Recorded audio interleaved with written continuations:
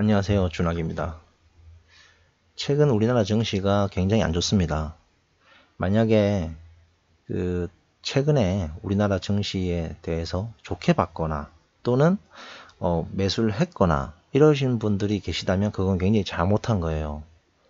그 점에 대해서 왜 그런지 설명을 해드리고 또 향후 어떻게 대응을 해야 되는지 설명을 한번 해보겠습니다. 여러분들도 아실 거예요. 가장 큰 이슈가 뭐죠, 지금?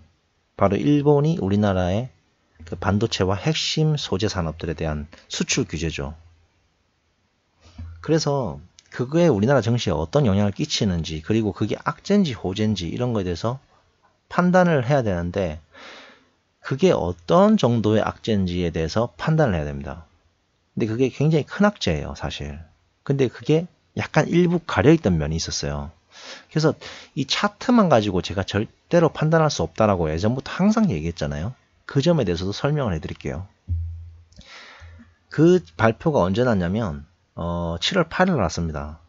근데 실제로는 우리나라 증시, 그러니까 코스피 지수만 놓고 봤을 때 7월 8일 났는데 코스피 지수는 계속 조금씩 계속 올랐죠. 이렇게 단계적으로 조금씩 내렸다가 또 오르고. 여기에 대해서 착각을 하시면 안 된다는 거예요. 그래서 이 차트만 가지고는 절대 판단할 수 없다고 제가 누누이 얘기하는 이유가 그 내용을 알고 있어야 한다고 제가 그랬잖아요. 저는 이 7월 8일 날 그 발표 났을 때 이게 외교적으로 풀릴지 또는 계속 장기전으로 갈지 그것만 관심이 있었지, 이 자체는 단기적으로는 호재가 될 수 있을지언정 장기적으로는 무조건 악재다. 그러니까 이게 계속해서 지속된다면 이건 우리나라한테 큰 악재다라고 판단했어요. 그렇게 판단하셔야 정확한 거예요. 왜냐면 우리나라는 일본한테 소재, 반도체나 또는 기타 뭐 그런 장비를 만드는, 또 TV 세트라든지 뭐 여러 가지 제조 관련된 장비를 만들어서 수출하는 제조 기반의 수출 국가입니다. 제조업 기반의. 근데 일본에서 수입해오는 그 요소들, 그러니까 요소 기술들이 굉장히 중요한 것들이 많아요. 예를 들어 뉴스에 나오는 것처럼 보시면은 반도체 불순물을 제거하는 불화수소라든지, 그 다음에 우리가 어떤 제조를 할 때, 그러니까 물건을 만들 때 개체기라든지, 그 다음에 정밀, 요소 기술 이런 것들은 일본 거를 가져와서 쓴단 말이죠. 근데 그런 것들에 대해서 다 수출 제한이 걸리면 우리나라 제조 경쟁력 자체가 약화되는 거잖아요. 그러면 상식적으로 우리나라 이 산업 전반을 흔드는 굉장히 큰 겁니다, 이거는. 그리고 일본은 제3의 경제대국이고 우리나라는 제12의 경제대국이에요. 차이가 엄청나게 많이 난다는 거죠. 일본 GNI랑 우리나라 GNI랑 비교해보면 거의 2.5배 정도 일본이 높습니다. 등치가 체급 차이가, 그러니까 싸움이 안 되는 거예요, 사실. 그리고 게다가 일본은 우리나라가 가지고 있는 약점을 가지고 있잖아요, 지금. 그러니까 이거는 공평한 전쟁이 아니거든요. 자, 이 상황에서 일본이 우리나라한테 그런 수출 규제를 지속적으로 가져간다 그러면 우리나라 산업에 굉장히 큰 악영향을 주는 거죠. 그러니까 굉장히 큰 악재예요. 근데 이게 이 구간을 보시면 아시겠지만 그게 가려져 있어요. 그래서 사람들이 만약에 여기서 매수를 했다 그러면 그건 정말 모르는 사람들이에요. 뭘 모르는 사람들이라고. 그래서 제가 이 차트만 가지고 절대 하면 안 된다고 항상 누누이 얘기하는 게, 이 차트가 중요한 게 아니거든요. 그럼 이 차트가 왜 이렇게 만들어졌냐? 먼저 그것부터 설명을 해드릴게요. 보셔야 될 게 그겁니다. 자, 일본이 우리나라한테 수출 규제를 했는데 그 최초의 품목이 뭐였습니까? 메모리에 대한 거였거든요. 불화수소, 대표적으로 불화수소죠. 그러면 우리나라 삼성전자와 SK하이닉스가 바로 감산에 들어갑니다. 왜? 메모리 물량을 일단 확보해야 되니까. 나중에 팔아야 되는데 3개월치를 막 확보를 해야 되거든요. 3개월 뒤에도 팔아먹으려면. 그러니까 바로 감산에 들어가고 그 다음에 재고를 쌓아둡니다. 확보를 해야 됩니다. 왜냐하면 이 문제가 풀릴 때까지 계속해서 팔아먹어야 되니까. 그러니까 메모리 가격이 단기적으로 오를 수밖에 없죠. 폭등했습니다. 메모리 가격 진짜로 실제로. 그러니까 삼성전자와 SK하이닉스에 바로 실적 효과가 나타나면서 그게 바로 외국인들이 눈치를 채고 수급이 들어오죠. 그래서 이 구간 내에 보시면 다른 종목이 별로 오른 거 없어요. SK하이닉스와 삼성전자만 올랐습니다. 한번 볼까요? SK하이닉스. 자, 보세요. 7월 8일부터 계속 올랐죠, SK하이닉스. 그래서 그게 바로 코스피 지수로 나타난 거예요. 왜냐하면 SK하이닉스하고 삼성전자가 코스피 지수에서 차지하는 비중이 엄청 크거든요. 이 두 개가 30% 이상 차지해요. 이 두 개만, 이 두 놈만. 그러니까 우리나라 코스피 지수에 완전 대장이에요, 대장 그냥. 강남 아파트라 이겁니다, 완전. 그래서 이놈들이 올랐기 때문에 이 지수가 오른 거지, 결코 이게 우리나라 증시가 좋거나 어떤 모멘텀이 있어서 오른 게 아니라는 걸 아셔야 된다는 거죠. 그래서 이런 내용들을 모르고 그냥 주식을 하면 정말 그냥 된통 당하는 거예요. 이 구간 내에서는 그냥 확실하지 않으면 SK하이닉스하고 삼성전자만 해야 되고, 다른 거는 그냥 손 안 대는 게 좋아요, 무조건. 어차피 이게 폭락이 기다리고 있거든요. 저는 이걸 기다리고 있었어요, 폭락을. 왜? 폭락할 거 아니까 기다리고 있었던 거예요. 그 예상대로 오늘 딱 폭락을 했습니다. 근데 이 폭락의 시발점은 또 따로 있어요. 이전까지만 하더라도 일본에 대한 그 수출 규제 때문에 전방적으로 하방 압력이 작용하고 있는 상태에서 어제 트럼프가 불을 질렀습니다.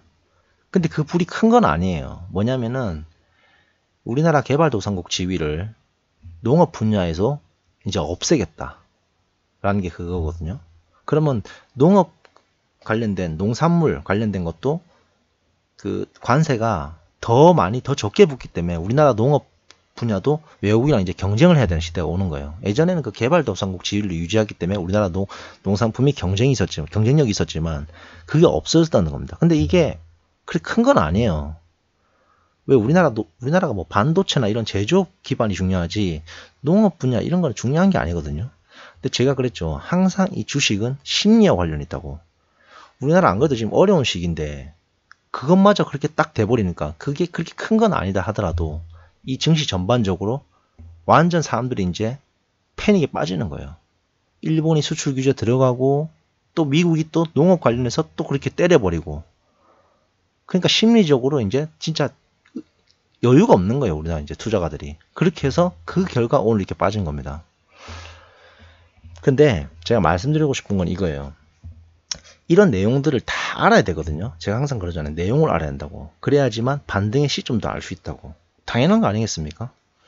자, 그런데 오늘 왜 이 얘기를 하냐면 사람들이 대부분 이 차트만 가지고 보통 평가하는 사람들이 진짜 많아요, 생각보다. 그래서 오늘 놀란 게 이게 지금 보시면은 2000포인트에서 이렇게 증가하고 2000포인트에서 올라가고 또 2000포인트에서 올라가고 이러니까 오늘도 이제 2000포인트 거의 다 왔잖아요, 지금. 많이 떨어지는 바람에 이 반등 포인트로 왔단 말이죠. 그래서 사람들이 오늘 매수를 해야 된다고. 그러니까 많이 떨어졌기 때문에 지금 매수할 타이밍이라고 이렇게 얘기하는 사람들이 꽤 많더라는 거죠. 절대 아닙니다. 지금 매수하면 안 돼요. 그걸 말씀드리고 싶은 거예요. 그러니까 그걸 말씀드리고 싶은 거예요. 절대 아닙니다. 지금 매수하면 안 돼요. 이거는요, 지금 이렇게 떨어진 거는요, 매수할 포인트가 아니라 아직 바닥을 모르는 포인트입니다. 지금 바닥을 몰라요. 더 떨어질 수 있다는 거죠.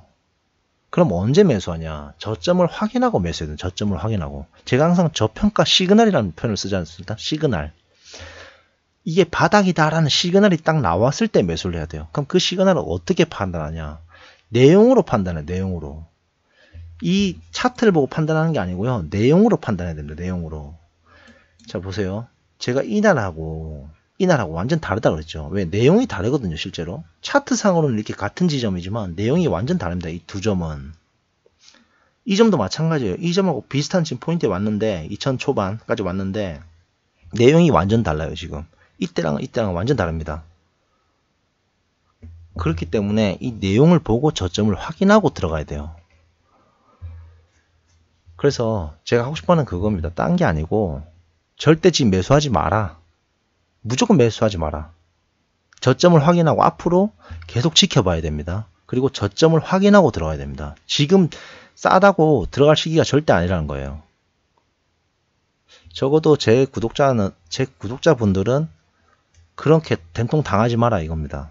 뭐든지 알고 해야 돼요. 논리가 있거든요. 이걸 알고 해야지 그냥 감으로 하는 게 아닙니다. 절대 주식은. 절대 감으로 하는 거 아니에요. 여러분 한번 상식적으로 생각해 보세요. 여기 얼마나 큰 돈들이 왔다 갔다 거리는데 이걸 그냥 감으로 하겠습니까? 사람들이? 감으로 안 한다고요. 그리고 오늘 제가 심리적으로 무너졌다 했죠. 사람들이.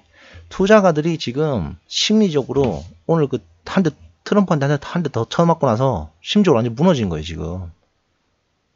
모멘텀이 없어요. 지금. 반등하는 그런 시그널이 없단 말이에요. 전혀. 그럼 일단 들어가면 안 되는 거예요. 그걸 알고 하셔야 된다는 거죠. 앞으로 계속해서 지켜보면서 반등의 포인트가 나올 때까지 기다리셔야 돼요. 무조건. 들어가시면 안 돼요. 함부로. 싸다고 절대 들어가고 이런 거 없습니다. 주식은.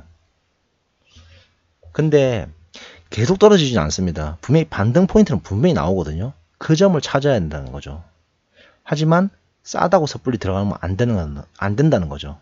네. 말이 제대로 전달이 됐는지 모르겠습니다. 어쨌든 그렇게 해서 손해를 보는 거 자체를 없애야 되고요. 차라리 이럴 때는 그냥 현금을 그냥 투자금을 지키면서 보유하고 있다가 반등의 시점이 나왔을 때 딱 때리는 겁니다. 그냥 그렇게 해서 들어가야 되고요. 그 반등의 시점이라 하면 뭐냐면 단기적 반등을 얘기하는 건 아니에요. 지금 제가 말하는 그 반등의 시점은 단타와 장타가 동시에 들어온 시점이 생겨요. 그런 시점에 들어가야 됩니다. 그게 이 구간 내에서 보면 1월 4일이에요. 이런 구간이 생깁니다. 생길 수 있다는 거죠. 물론 없을 수도 있죠. 당연히 계속 꺼지면 그냥 계속 기다려 봐야 되는 거예요. 근데 반등 포인트가 나올 수 있거든요. 충분히 나옵니다. 그럼 그때 들어가셔야 돼요. 그 반등 포인트는 아마 단타와 장타가 동시에 들어오는 포인트가 될 거예요. 1월 4일처럼. 그런 포인트가 됐을 때 들어가는 거지 절대 싸다고 함부로 들어가면 안 된다는 거예요. 분명히 제가 얘기하는데 지금 저점 아니에요. 더 떨어집니다. 여기서.